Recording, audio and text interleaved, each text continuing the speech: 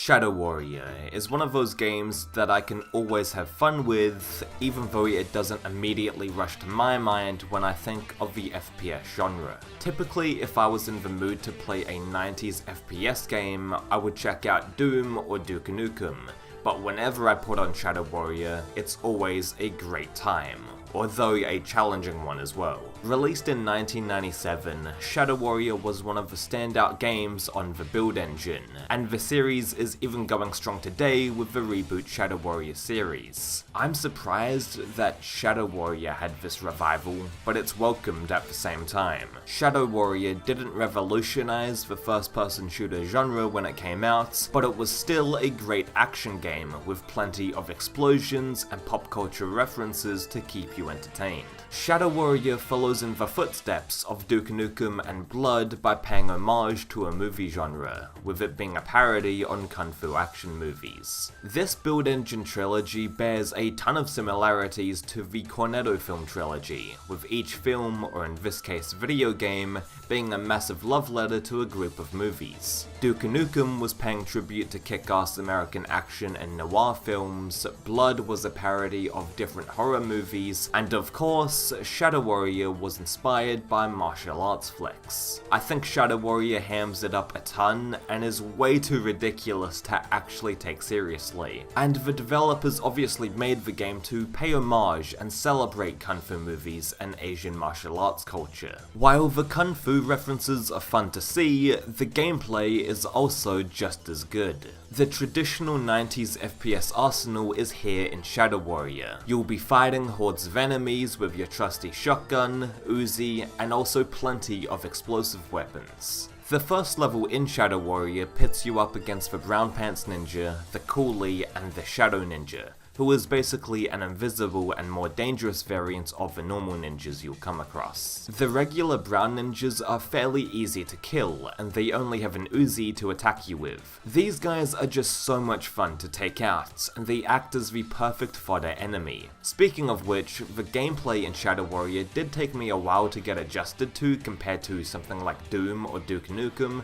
mostly due to the heavy reliance on explosives. You'll be using the grenade and rocket launchers a lot, similar to Quake in this regard. That being said, you really get into a groove after some time playing. The secondary fire option on certain guns is also crucial if you want to thrive in this game, with the secondary fire for the shotgun being excellent for taking out some of the game's later enemies as well as the coolies. These are enemies you love to fucking hate, and they're pretty common in every level. When you kill them along with their ghost that spawns after, it's a great feeling to have. So the first level basically teaches new players everything they need to know. There's a bit of key collecting, and in Shadow Warrior you need to put the key in the actual hole, which I find awesome. There's a handful of enemy types to deal with and learn their attack patterns. There's even a section with controllable toy cars, and that's where you get one of the keys in the map. The level of interactivity in this game is fantastic, much like in Duke Nukem 3D, but I think Shadow Warrior takes it to the next step with controllable toy cars, turret cannons, even a military tank, and that's just in the 4 shareware levels. Oh, and of course you can interact with light switches, slot machines, and all of the other novelty stuff too. Even though Lo Wang is supposed to be this obnoxious, annoying character, he does have a charm to him that you warm up to over the course of the game. Similar to Caleb from Blood and Duke Nukem, when Lo Wang interacts with certain things in the world, he spouts off a pop culture reference, and just like those two characters, it's very entertaining to see play out.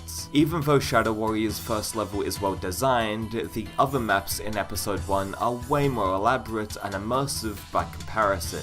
In level 2, the player needs to turn on the power in order to reach the exit, and this little objective, while it requires getting keys and doing fairly standard 90s shooters activities, is welcomed by me and breaks up the monotony. The same goes for when you have to fix up a tank in the 4th level. And speaking of which, levels 3 and 4 are quite expansive, and you end up traveling to amazingly diverse locations. Some of the places that you visit are full of little details. The environments are so dense, and for me personally, I find myself perplexed that I'm in just one level. In level 3, you start out in this tranquil, grassy dojo, then you climb up this cliffside to find Lo Wang's master almost dead, and finally you wind up inside a cave system filled with lava, and also one of the worst enemies in the game. Yeah, so the enemies that make up the rest of the episode include the Ripper, the bees, and the Red Ninja. The bees are not that deadly, but can be a pain in the ass to kill due to their size, especially in level 3 when you're up a mountain making these life or death jumps. I believe the Red Ninjas take more hits than the Brown Ninjas, and they additionally shoot rockets at you instead of shurikens.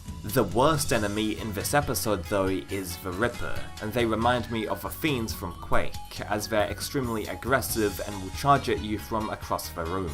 Like the Coolies, the Ripper is an enemy that you love to hate, and although they can kill you fairly easily, I appreciate that they're the pressure units in this game. The ninjas make you hide behind a wall or something, while the Coolies and Rippers force you to completely change up your playstyle, which is always nice. As I said before, Lo Wang finds his wounded master on top of a mountain and he seeks to avenge his death by killing the main antagonist, known as Zilla. After the interaction between Lo Wang and his master, you're inside the mountain cave system and you get up to this switch puzzle. Yeah, I wasn't the biggest fan of it, and I just used trial and error to get by.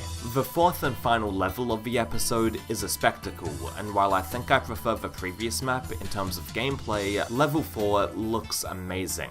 The dark forest before you get into the village section is pretty atmospheric, and even at this point, Shadow Warrior to me is shaping up to be the best looking build engine game. Although there are plenty of visually striking moments, there are just as many comedic moments, and they're just as great. As we're on the topic of humor, I wanted to talk about the power-ups and how the fortune cookie might be the greatest health pickup in video game history. First off, it gives you 50 plus health, which is always nice, but at the same time, it gives you a funny fortune. Yeah, Shadow Warrior is pretty out there and has a wacky sense of humor, but it mostly comes across well. However, the rest of the power-ups and equipment items are nothing too special, like the portable medkit and night vision goggles are recycled from Duke Nukem, and I don't really make good use of the caltrops or gas bombs. At least the fortune cookies in Shadow Warrior exist, and they are awesome, both as a health boost and as a source of some of the game's humor. Going back to level 4, there are many funny moments within the map itself, like Lara Croft making an appearance, and the constant rabbit fucking in this house. Even if we disregard those sections, the rest of the map still shines, with the memorable tank bit where you're blowing everything away with ease, and the magic carpet ride. I mean, just look at how fucking cool this looks. The build engine still finds new ways to blow me away, and Shadow Warrior might be the prime example of how impressive it really is. You can ride tanks and blow up enemies with cannons in a 1997 game. Like, the level of interactivity along with the detailed environments is incredible.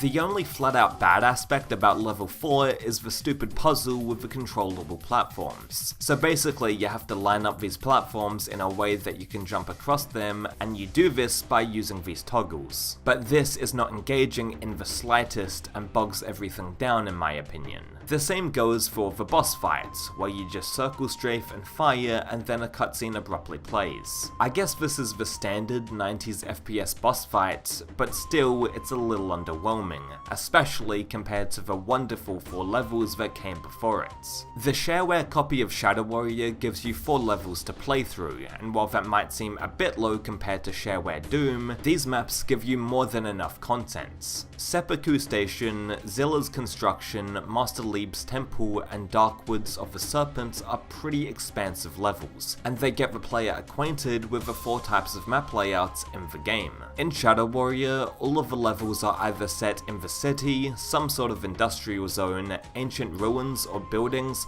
or in underground caverns. You get a taste of each of these environments just in the shareware episode, and even though the number of levels is on the low end, you get maximum value out of this release. In the full version, you just get more Shadow Warrior, which is all you can really ask for. There aren't any drastic changes to the locations, and I'm personally fine with this. The full version of Shadow Warrior picks up at level 5, and the player starts off on a boat ride that quickly turns violent. Lo Wang's boat sinks down into the sea, and the following level gives new players a rude awakening. Shadow Warrior is tough, and I'm not sure if it should be someone's gateway into 90s FPS games. However, once you get into Shadow Warrior and get used to its combat mechanics, then you don't want to stop playing. Level 5's overall design is pretty standard though, and it's located in a martial arts dojo. Lo Wang finds himself in a cave system at the end, and you're supposed to fight the serpent boss again. I love the ancient architecture, and this arena is pretty difficult to traverse due to the large pools of lava below.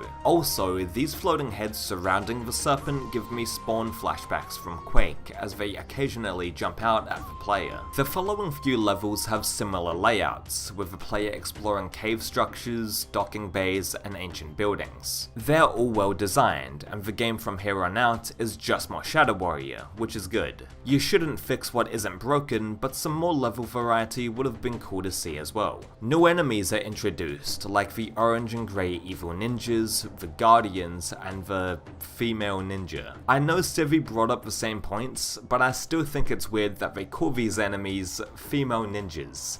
I mean, they look way different than the regular evil ninjas, and they have this unique crossbow attack. 2 shadow ninjas because they always come in pairs now. 2 guardians, a couple female ninjas. That's what they're called, I know. Calling ladies females is fucking weird. Why not name this enemy the Huntress, or Assassin, or something? Pointless nitpicking about a 90s FPS game aside, these enemies only show up in the full release, and they provide the player with a decent challenge. In later parts of the game, the enemy roster will be placed in pretty dickish locations, and if you're playing on the highest difficulty, then Shadow Warrior doesn't mess around. So yeah, Rising Sun, Killing Fields, Harikiri Harbor, Zilla's Villa, Monastery, Raiders of the Lost Wang, and Sumo Sky Palace make up levels 5 to 11. They are all set in either ancient temples, mountain ranges, shipment yards, or other locations along the same lines. Like I said earlier, the level design is consistently good, and there are some solid traps and ambushes along the way. Level 11 specifically has some deadly rooms that you'll immediately die in when you're playing for your first time.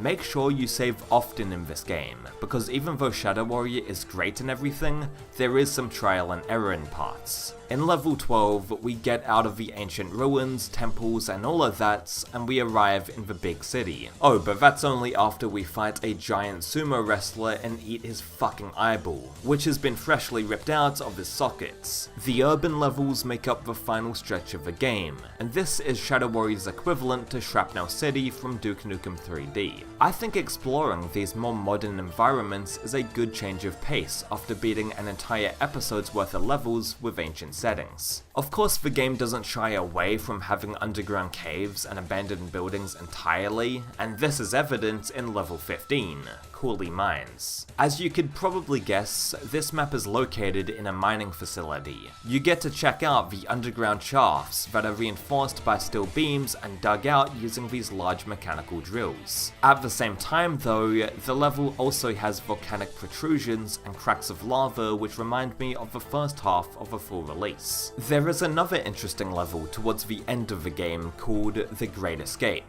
where Lo Wang gets captured and needs to bust out of his prison cell. As you go through the prison building, you will notice that it has modern bathrooms, but also old looking walls and interior details. This contrast reminds me of Cooley Mines, and I like almost any level where the objective is to escape the building. Duke Nukem had a great level with this setup in Death Row, and arguably Redneck Rampage's best level is all about escaping the nut house. Level 18 and 19 ramp up the difficulty, and they truly test your Shadow Warrior skills. I find navigating through these maps a little annoying though, and I'm not a huge fan of their layouts. While level 18 uses the shipping dock setting again, I don't really like going into the ship and dealing with its its cramped design. In level 19, a lot of the time you are underwater, which as you can probably guess, it isn't a great experience. I do like the game's final level however, where you need to fight all of the bosses one by one again, and the giant volcano setting is pretty fitting. The final boss of Shadow Warrior is Zilla in a giant mech suit, and you need to fight him on this platform going up and down.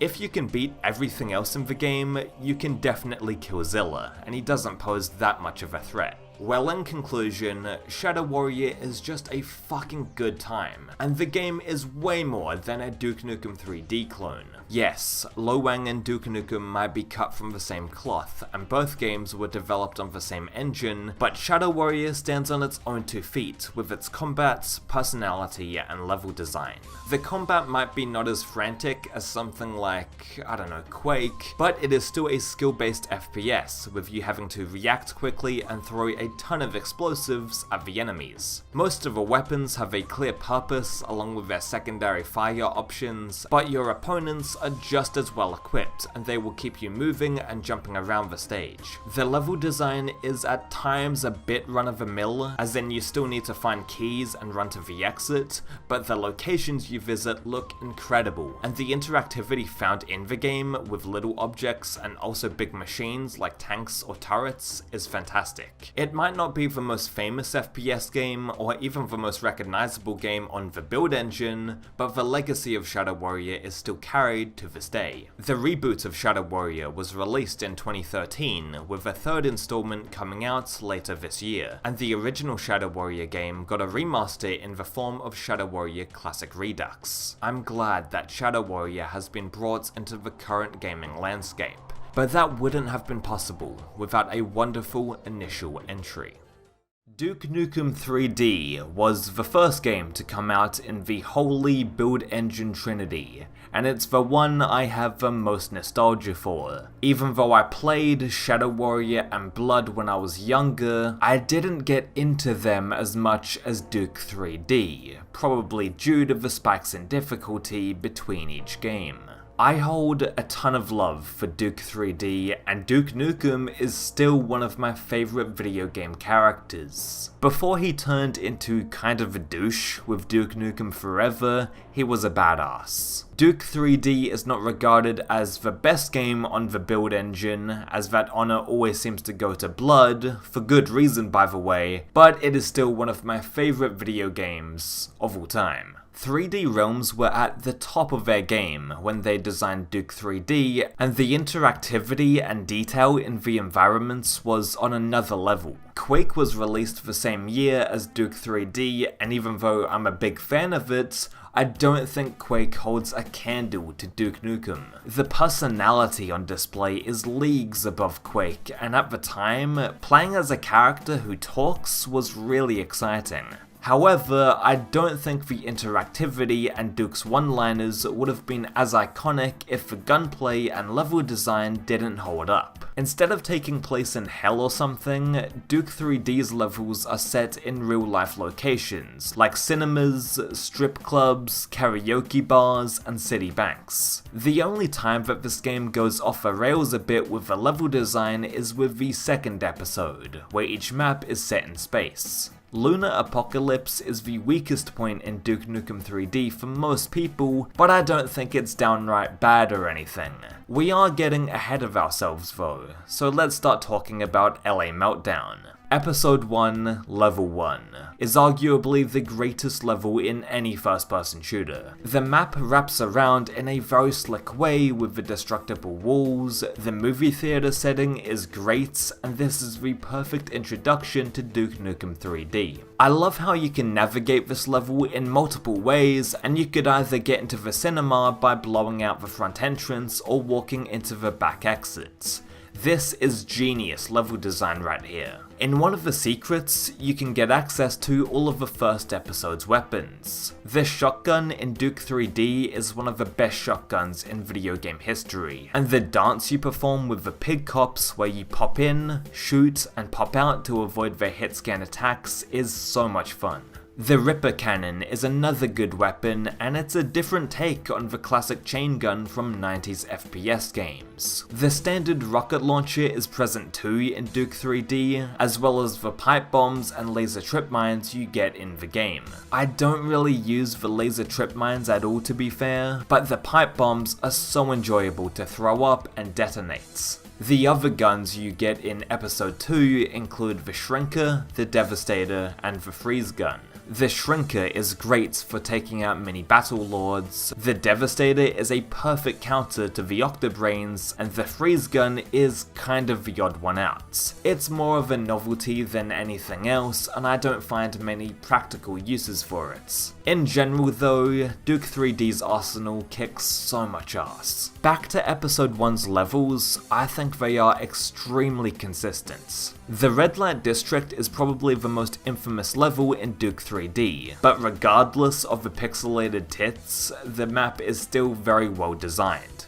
One of the coolest aspects about Episode 1 is how you get captured by the aliens and end up on death row in just the third level of the game. It's a great little turn of events, and level 3 is fantastic like the rest of them. I find parts of Duke 3D to be quite atmospheric, like the prison church turning all satanic when you hit the switch in Death Row, and also when you see the alien spaceship in the Abyss. The weakest link in Episode 1 is probably Toxic Dump, and while it's not bad in the slightest, it's just not as fantastic as the rest of the episode's levels. That being said, Episode 1 has the best secret level in the game, with Launch Facility, with it acting like a normal map instead of a gimmicky experiment. The rest of the secret levels, with the exception of Freeway, might as well have been designed by Sandy Peterson because they are way too experimental. I don't really recommend playing them, but at least Launch Facility and Freeway are absolute gems. Anyway, Episode 1 ends on a strong note with the Abyss. The San Andreas Fault reference is awesome, the transition from the rocky terrain to the eerie alien architecture is iconic, and the level starts right as Toxic Dump ends, with Duke going down a sewer system. Everyone agrees that LA Meltdown is a masterpiece, but players are very mixed on Episode 2's set of levels. Instead of continuing on from Episode 1 and having more levels located on Earth, Episode 2 is set entirely in outer space. I don't mind the change of scenery at all, and in fact, I think Lunar Apocalypse has probably the best pop culture references in the game. I mean, the 2001 monolith showing up in Darkside is worth the price of admission alone. However, Episode 2 eventually runs out of steam, and the space backdrop kinda makes all the levels blend together after a while. I do like the more bleak tone that Lunar Apocalypse was trying to go for, and there are some standout moments in this episode, but it goes on for a bit too long.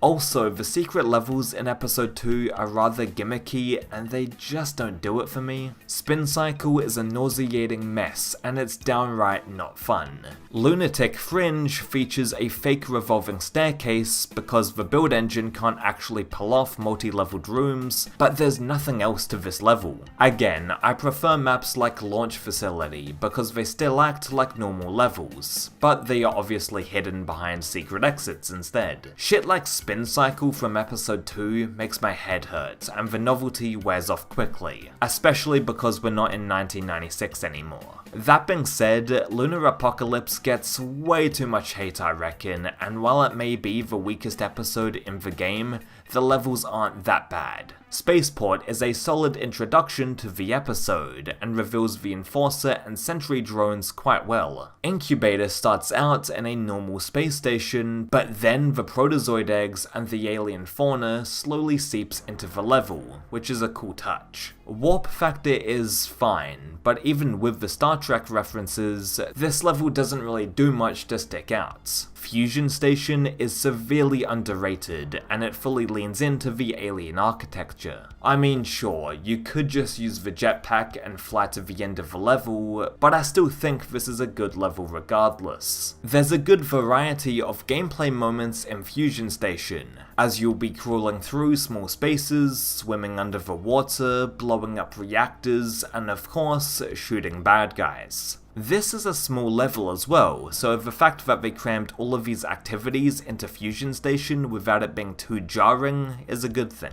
Occupied Territory, on the other hand, is just too generic. There are a couple of moments in the level with multiple battle lords, and it bogs down the experience. Also, the fact that you can access Spin Cycle from this level should mark it down just on principle. With that in mind, the second half of Lunar Apocalypse pulls it together, since Tiberius Station, Lunar Reactor, and Darkside are all quality maps. I think if this episode cut out 1 or 2 levels, the overall product would have been much better for it. Episode 2 just suffers from too many levels, and not enough variety to warrant the increased amount of stages. Duke 3D at least brings it home, all the way, both figuratively and literally, with the third episode, Shrapnel City. These bunch of city levels are fucking awesome, and for those who hate Lunar Apocalypse, Episode 3 more than makes up for it. Raw Meat, Bankroll, LA Rumble, Movie Set, Rapid Transit, Fahrenheit, Hotel Hell, Freeway, Stadium, even Flood Zone are all solid levels. Flood Zone isn't a terrible map or anything, but traversing it is kind of a pain in the ass due to the excessive amount of water. Apart from, I don't know, teardrops,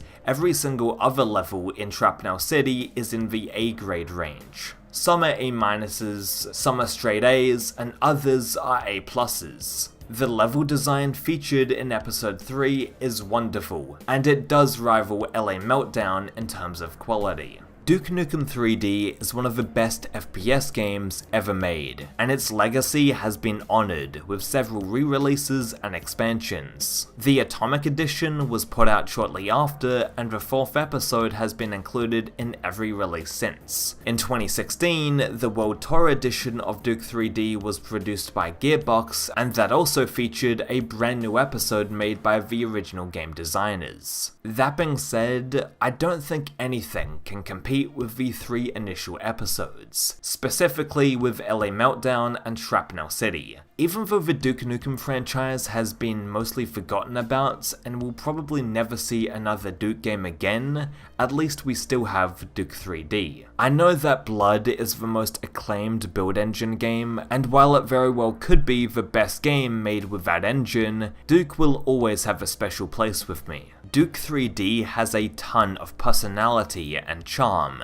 but that is backed up by solid game design, and that distinguishes it from other games of its era. For example, the Roddy Piper quote works in Raw Meat because 1, it's fucking entertaining, and 2, the quote is packaged with fantastic combat and level structure. Duke is one of those characters that borrows from these old school action movies heavily, but I think what makes him so cool in Duke 3D is the environment around him. While he spouts off one-liners and takes steroids, the environments we see in the game are quite grimy, seedy, and realistic in heavy quotes. There are rats scurrying across the streets, there are cracks in the walls, the lighting can be quite moody at points, and that all contrasts with Duke saying these ridiculous action movie lines. This is where Duke Nukem Forever fucked up, I believe, and while I don't want to complain about that game too much here, one of the reasons why it inherently falls flat is because the world around Duke was already ridiculous. Sure, there are comedic posters and monitors in Duke 3D, but that's where it ends. In Duke Nukem Forever, the world itself is a parody, and that's not really what Duke 3D was, besides the occasional Easter eggs and all. Oh, and also Duke Nukem Forever was terribly designed and has subpar combat mechanics, but that's neither here nor there. Even if we don't get another Duke Nukem game again, at least we have Duke Nukem 3D, as it remains one of my favourite games of all time. We've reached the final game in the Best of Build trilogy. Released in 1997, Blood took everything that Duke Nukem and Shadow Warrior did and just perfected it. The gunplay is even more buttery smooth, the weapons are way more creative than those games, and while some of the maps are not as iconic as the ones found in Duke 3D, the level design is still arguably superior. Blood is a massive love letter to the horror movie genre, and all of the different references and nods are so entertaining to see play out. Caleb is the main protagonist of Blood, and he puts Duke Nukem and Low Wank to shame. This guy is just so fucking cool, and his voice is just as iconic. Caleb's voice is not based on Asian stereotypes or is trying to be a Schwarzenegger impression, as it's way more calm and collected, except when he screams out in pain or goes to see a carnival. Blood is much more gothic than the previous Build Engine games, and it has a timeless quality. In that sense, Blood reminds me of the early Castlevania games, with all of the gothic imagery and with both games being inspired by old school horror. Like I said earlier, the gunplay feels more fluid compared to Duke or Shadow Warrior, and it's something to get used to when first playing. The player's air movements feel floaty in the best way possible, and the way that you duck and dive through the space becomes incredibly addicting. Along with the smooth, fast movement that Blood has to offer, the weapons are even better. Of course you have the standard shotgun and machine gun type weapons, but there's a lot more experimental weapons compared to Duke or Shadow Warrior. For one, a huge component of Blood is the dynamite that you can toss at enemies. At first, you only get normal bundles of dynamite that you can lob across the room.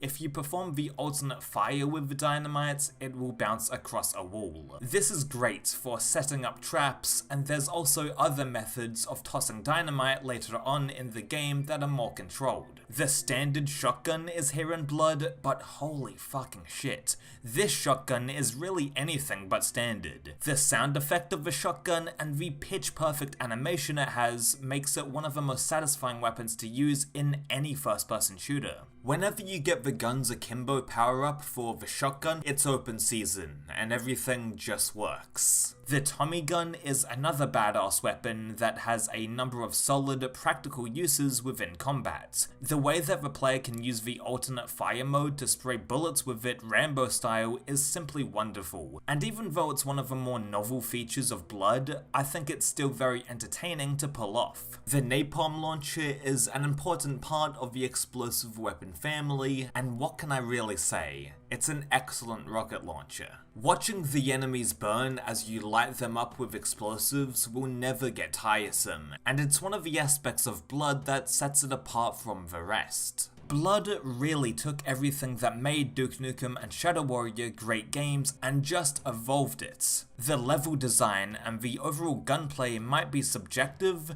but there are so many other little touches that Blood adds to make it better than its contemporaries. As for the other weapons in your arsenal, there is a spray can which sets enemies on fire when used, the voodoo doll which is such a great idea for a weapon, and the Tesla cannon, which basically acts like the plasma rifle from Doom, except it's stronger. Saving your Tesla ammo for when you need to use it on a big enemy is a good idea, but that's really only applicable advice in episode 3 and episode 4, as that's when you actually get the gun. I like that there are some normal weapons and some weird experimental weapons, as that keeps the gunplay fresh and it encourages players to try out different strategies and combinations. The first level in Blood is basically retro FPS perfection. The entire level wraps around and there's plenty of areas that you can blow up to create shortcuts, similar to the opening maps in Duke Nukem 3D. Even in level 1, there is a lot of variety in the environments. There's the starting graveyard area, the funeral home interior, and there's also the hallway where all of the dead bodies are stored. I love this map, and I think in general, episode 1 is the strongest episode out of the lots. It has the most variety, and some of the set pieces are still extremely impressive. Episode 2 is another great set of levels. Episode 3 is quite underrated in my opinion, and its city maps are still pretty damn solid, and episode 4 is definitely the least memorable. Back to the first episode, E1M2 is located in a train station and there's plenty of little rooms to explore, which is nice. The highlight of episode 1 for me is the next level though, when the player runs across a moving train. There are moments when you are on top of the train, as well as inside the train carriages, and it's all brilliant stuff. Blood feels so refined compared to its predecessors, and I think the level design peaks in this episode. I mean, the carnival level is another standout stand out, and it's one more example of how Blood is full of detail and fun set pieces. The last two levels before we get up to the boss are kind of bland by comparison, since they are just set in run-of-the-mill cathedrals and temples, but they are still solid maps regardless. Episode 2 is probably the most consistent episode in the game, and that's because most of the levels have something to do with snow or ice. E2M1 features a desolate ship trapped next to shards of ice, and the atmosphere is incredible. As the episode goes on, Blood takes major inspiration from The Shining and even has a level based on the Overlook Hotel. This is fantastic, and I love the open-ended level design that the map has to offer. Plenty of rooms to explore and plenty of items to collect. E2M5, The Haunting, attempts to do the same thing, but everything looks way too similar and it's too easy to get lost. As I said before, the third episode is probably the most underrated, but I like it for what it is. Episode 3 is shorter than most of the other episodes, but I personally don't mind that if all of the levels are quality. I love the olden day looking street corners and cityscape in the first level, and the way that you blow up sections of buildings and then jump through to the other side is awesome. The environmental destruction gets insane in Blood, and I'm all for it. E3M2 features more commercial buildings like banks and butcher shops, and there's even more rooftop traversal. I love how these city levels aren't really tied to any point in time, and they borrow elements from multiple periods. E3M3 sags the episode down a lot for me, as it's located in a sewage system and it's pretty annoying to navigate. I don't really care how good your game's gunplay is, these kind of levels bog down the experience. At least the next level makes up for it completely, with E3M4 being one of the best levels in Blood. Set in an abandoned hospital, this map is atmospheric, a little bit eerie, and has a touch of dark humor. I love the little encounter in the morgue with the small hands that break out and try to grab you.